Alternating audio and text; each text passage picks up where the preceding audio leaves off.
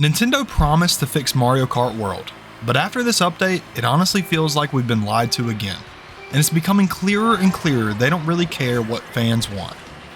They say they made it more likely for 3-lap races to appear in online lobbies, but after hours of play, it's basically the exact same. Still intermissions, still no option to play normal races, still broken.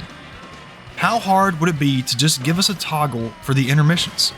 Every Mario Kart before this let us race normally. Why not now?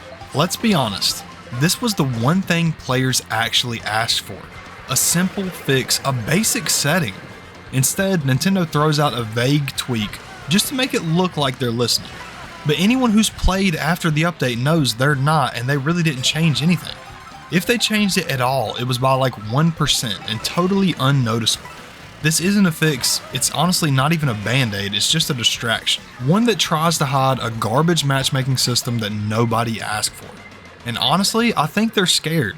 Scared that if people had a choice, no one would touch the weird intermission tracks, and that would prove what we've all been saying this entire time. They're unpopular, they don't work, and forcing them on players was a massive mistake.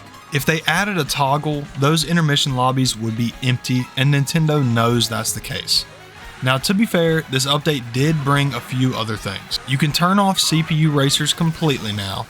There's a new mushroom-only option for the items, which is cool, but still nowhere near as good as Mario Kart 8, letting you choose any items that you wanted to enable or disable.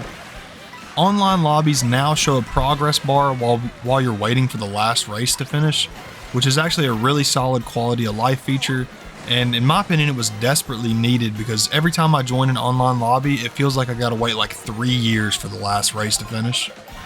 And you can now choose who you want to spectate in knockout mode, which is also a nice change, but once again these are nice changes but none of them fix the real problems.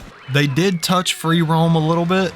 Now, if you collect all of one type of collectible, the number changes colors to show that you collected all of them, but that's it. There's still no way to track completed P-switches on the map, still no real reason to revisit the mode, it's pretty much still garbage. There were a couple of other tweaks just in the game in general. The boomerang got nerfed, the CPUs are way easier all around, except in battle mode for some reason. There's a new tire spin animation when you hit the gas too early at the starting line, you know, when the countdown is happening. Small stuff like that, most people probably won't even notice. And they had a ton of bug fixes, but I won't go over all of those. Instead, I'll just put a link to the patch notes in the description if you want to see all of the bug fixes. Yes, this is technically the biggest update that the game has had so far, but I just want to say that that's the problem. Because when this is your biggest update, when this is what you call progress, it just proves how far Mario Kart World still has to go, and it might never get there. Let me know in the comments, what do you guys think about this update? Are you disappointed as well? Are you just done waiting for this game to be fixed? Personally, I'm starting to think they're never going to give us the fixes we've been begging for. They're just going to keep forcing the intermissions whether we like it or not, but hopefully I'm wrong and they notice the mistakes they're making and make some changes. That's all I got for you guys today. And as always, peace.